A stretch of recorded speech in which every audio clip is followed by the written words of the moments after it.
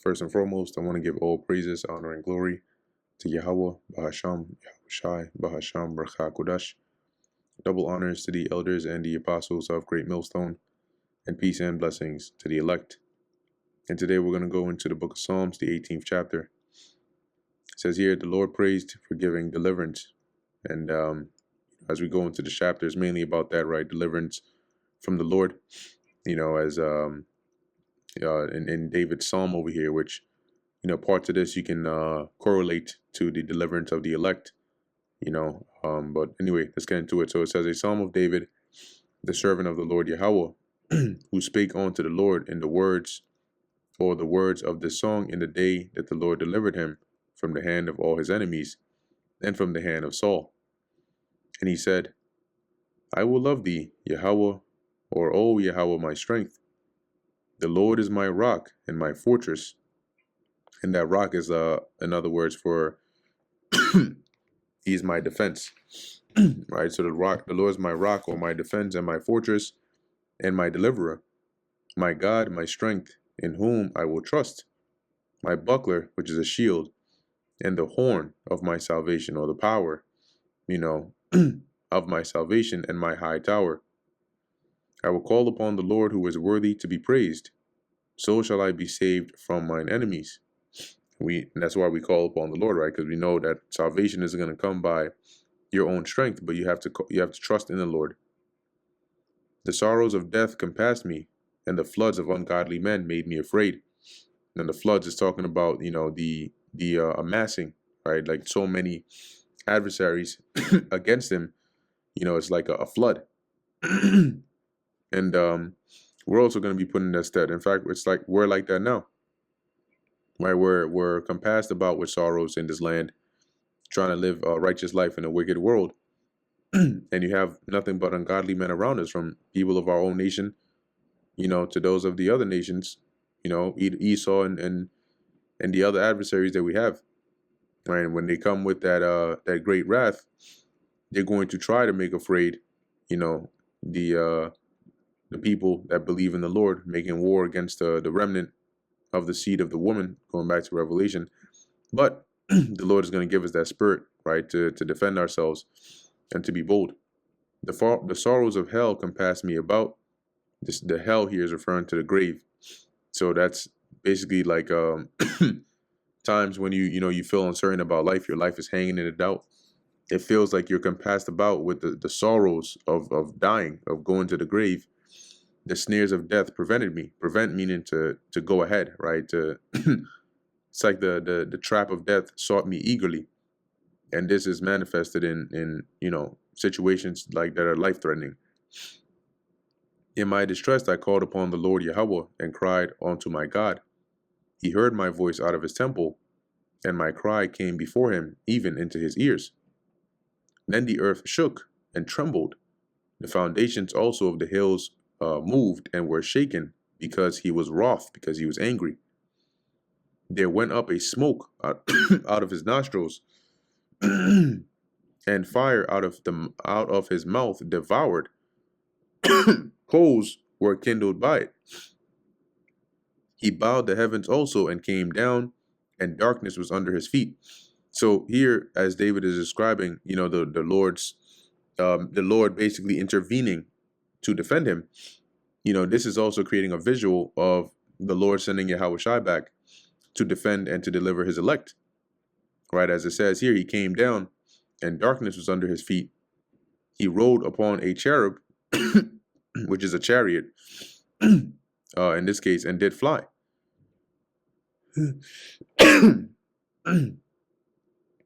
Upon the wings of the wind. So in this time when the Lord comes back, the scriptures tell you that, right?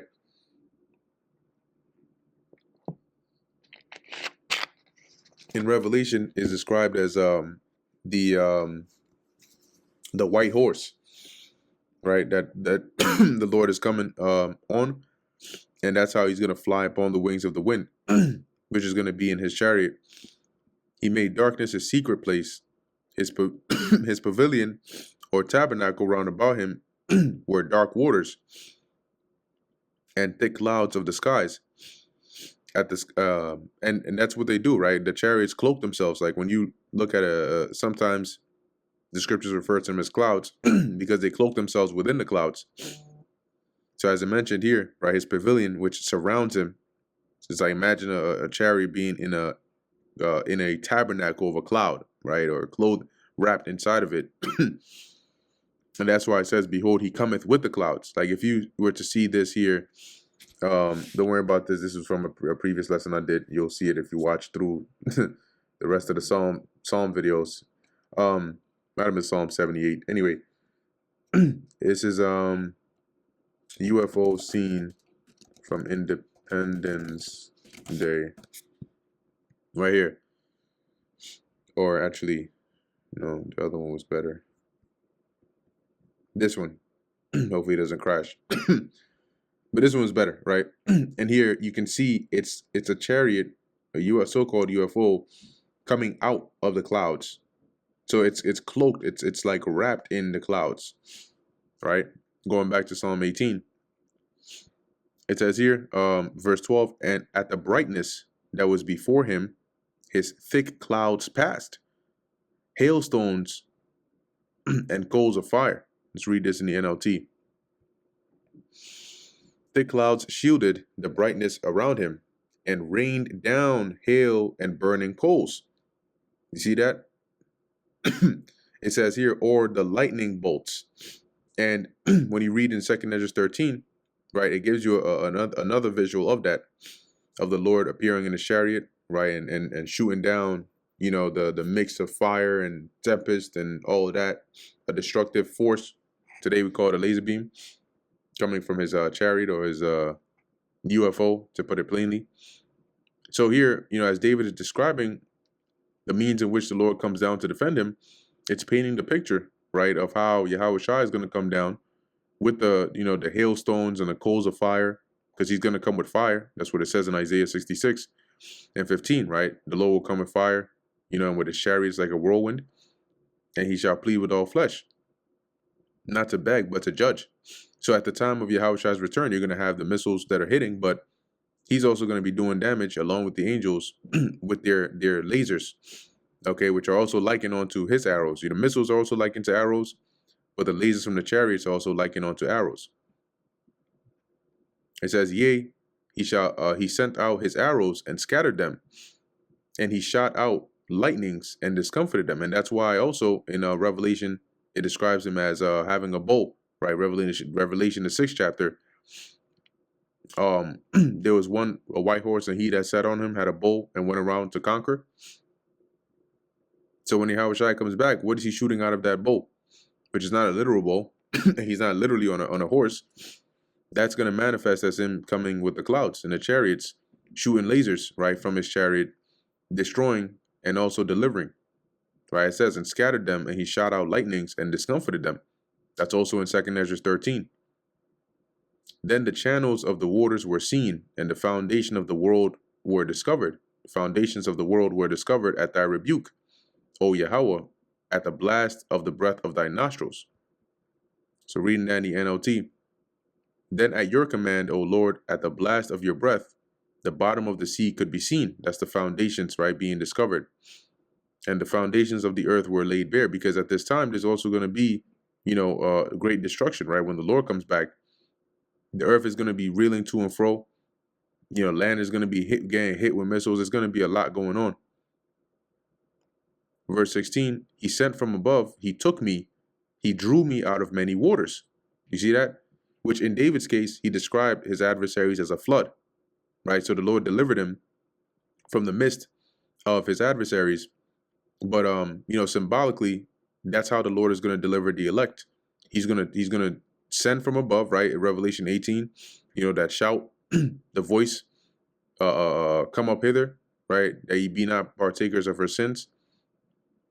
And it says here, he took me, which the Lord is going to do, right? Does it not say in Matthew, 2 shall be in the field and one taken and one left, and drew me out of many waters, which in Revelation 17, it mentions. Let's close this here, but let's go to Revelation 17. Is it maybe the 15th verse? Yeah, and here the angel explains to John, because in this vision, John also saw a woman sitting upon many waters, right? And what did David say? He drew me out of many waters. So here, what does the angel explain in verse 15, right? And he saith unto me, the waters which thou sawest, where the whore sitteth, are peoples and multitudes and nations and tongues. And right now, we're in the midst of our enemies, right? And during that time, we're going to need deliverance. And the elect, that's what's going to happen. They're going to be drawn out of the peoples and kindreds and multitudes and tongues. They're going to come out of them. And that's what it says actually in Revelation 18, come out of her, my people. Verse 4, and I heard another voice from heaven saying, come out of her, my people, that ye be not partakers of her sins, and that ye receive not of her plagues. So that example of coming out of her is being beamed up, being delivered.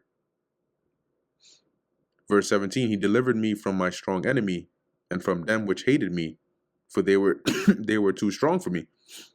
Right? And likewise, that's why we're going to need a deliverer. We don't have the power to be able to physically, take down or take over, or defend ourselves really against the plagues that are coming. It's too much. So we need the Lord to deliver us. They prevented me in the day of my calamity, but the Lord was my stay. Stay is like a support. So it says here, NLT, they attacked me at a moment when I was in distress, but the Lord supported me. He brought me forth also into a large place.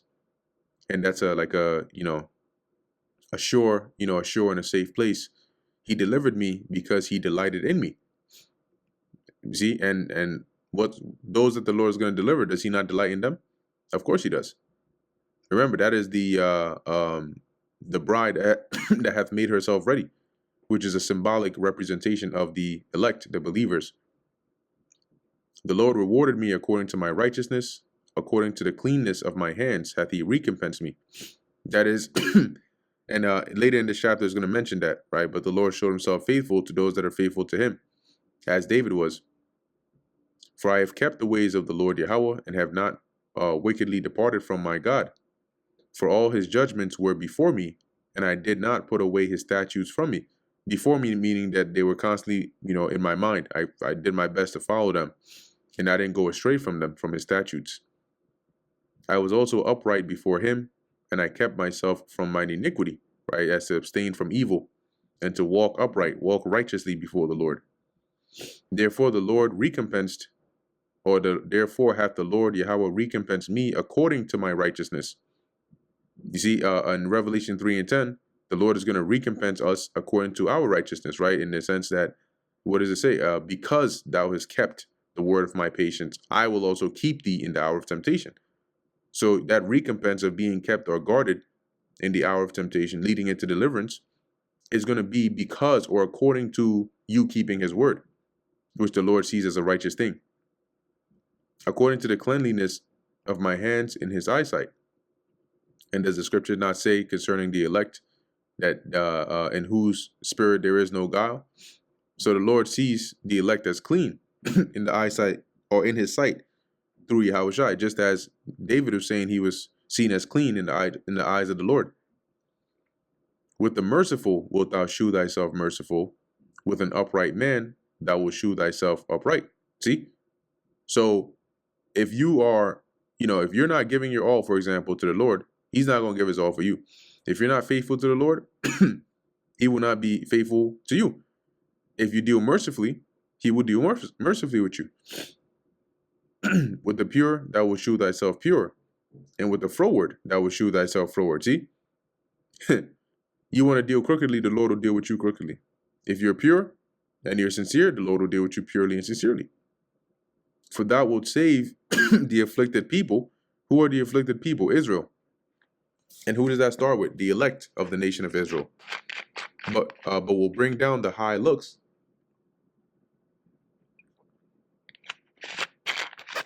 And the high looks are the proud. And the proud are those that have gone astray from their maker. And who does that start with? Esau, Edom. For thou will light my candle, right? To give me light, to give me guidance. The Lord Yahweh my God will enlighten my darkness. And that's once again given us, or in this case for David, to lead him, right? To guide him. And the Lord has given us this truth or this word in this time to be what enlightens us in this darkness. For by thee I have run through a troop, and by my God have I leaped over a wall. So by the strength of the Lord, David was able to overcome, right? Run through, it doesn't mean like, he just like literally just running through them, but it's like slang for saying to defeat them, right? In your strength, I can crush an army. With God, I can scale any wall, right? To leap over a wall. As for God, his way is perfect. The word of the Lord Yahweh is tried, is proven. He is a buckler to all those that trust in him. So the Lord is a shield. Just like if they're in war, a sword that's coming, a spear, an arrow, you lift up your shield to block it. Whenever we're in any trouble, which can be likened onto an arrow or a spear or any danger, we call on the Lord, and he is our shield.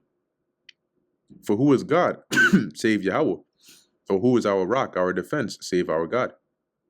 It is God that girdeth me with strength and maketh my way perfect. Right? So even though David was a mighty warrior, but he knew and acknowledged that it was strength that came from the Lord. Right? The Lord is who made him perfect.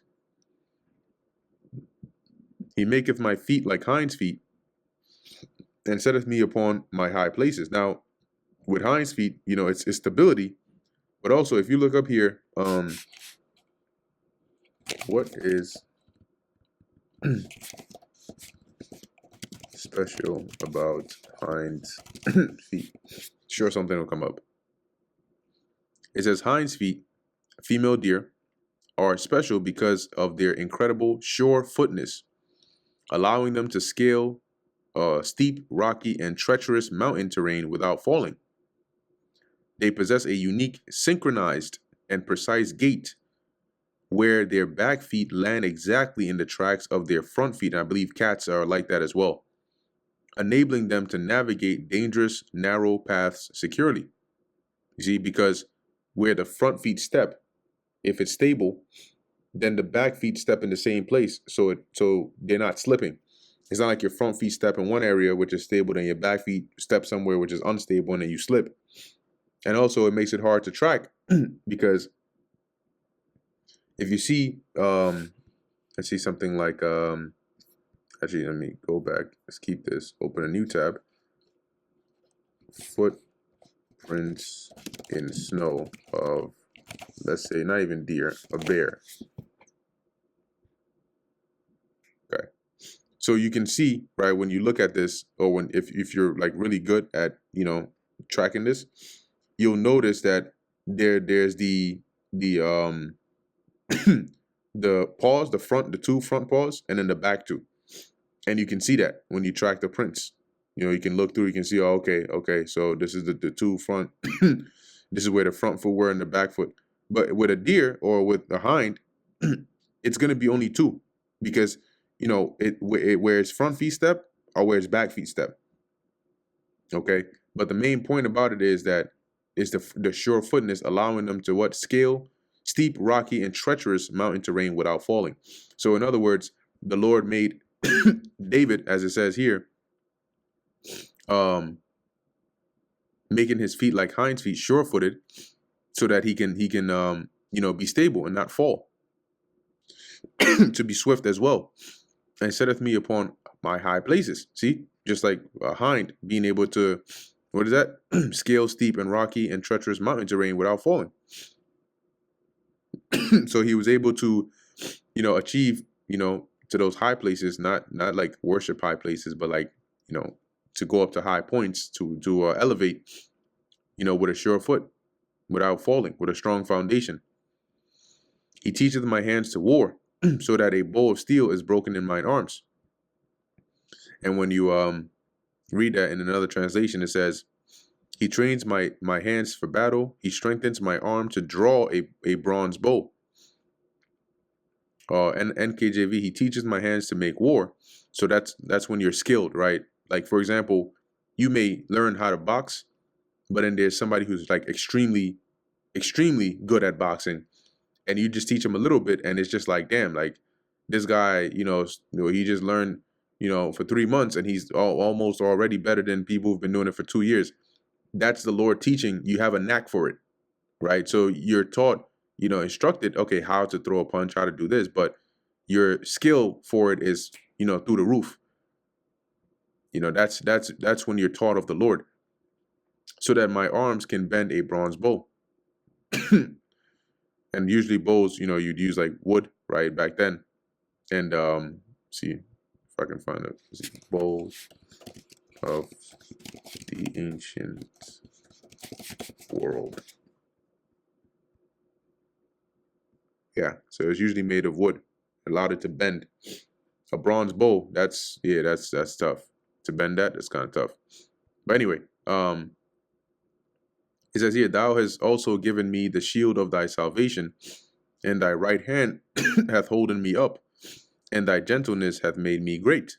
See, so the shield of his salvation, which is deliverance, right? The Lord has delivered him, protected David, time and time and time again, and held him up, as it says, and thy gentleness hath made me great. Now, in appliance to us, that's the same thing, right? The Lord is shielding us, and he will shield us fully with that salvation. That an example is also in Isaiah 26, right? Come down to thy chambers, hide thyself, as it were, for a moment. That's salvation, but it's shielding until the indignation be past. Okay, and even before then, the Lord shields us. What did the Apostle Paul say? Taking on the helmet of salvation. Okay, and it says thy right hand, which is, Yahushai, symbolically holding us up, right? He's the one who's through the Spirit nurturing us, and maintaining us in the Spirit. Verse 36, thou hast enlarged my steps under me, that my foot did not slip. To basically give you that sure footing as well.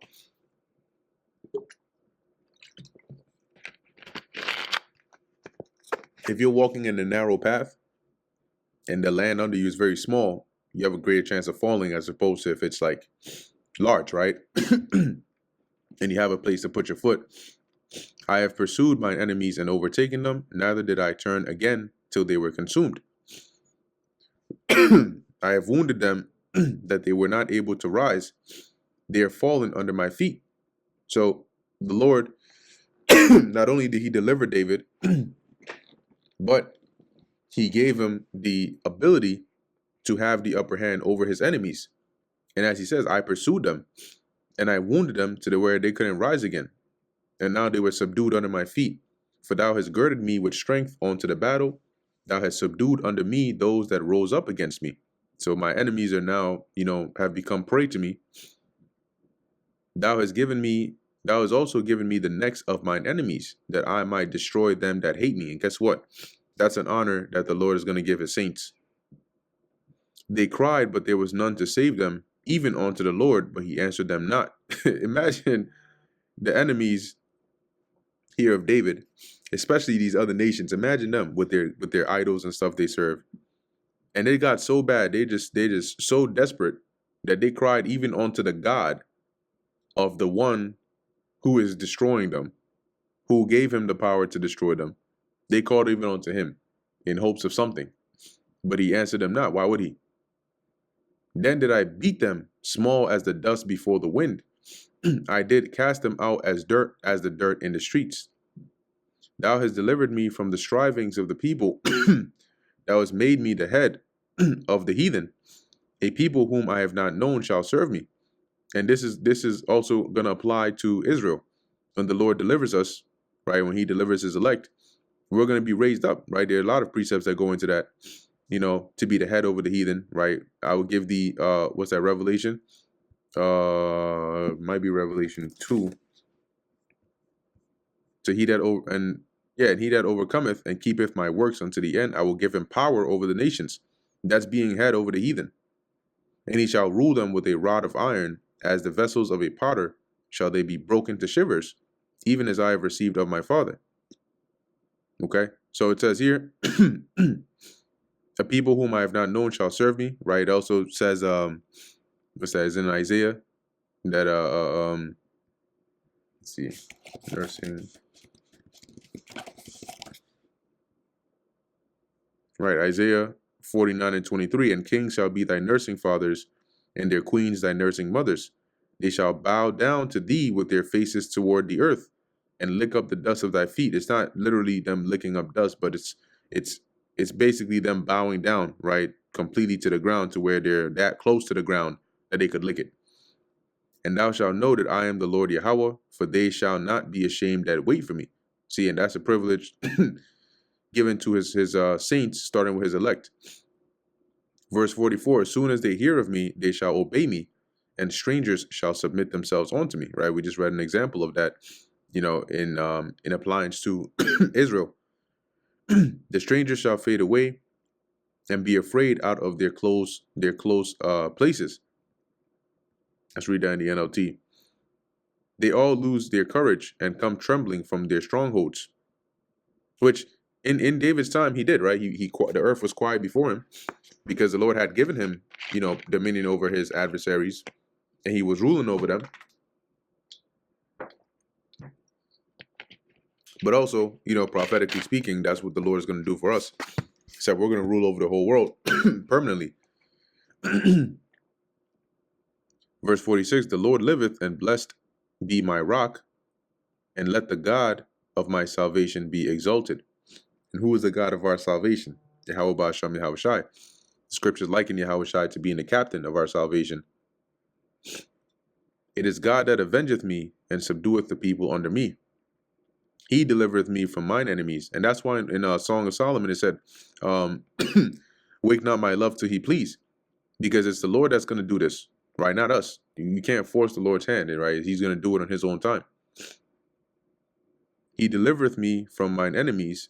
Yea, thou liftest me up above those that rise up against me.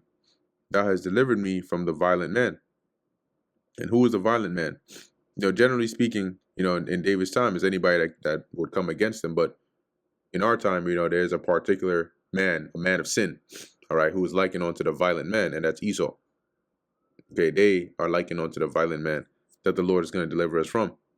Therefore will I give thanks unto thee, O Yahweh, among the heathen, and sing praises unto thy name.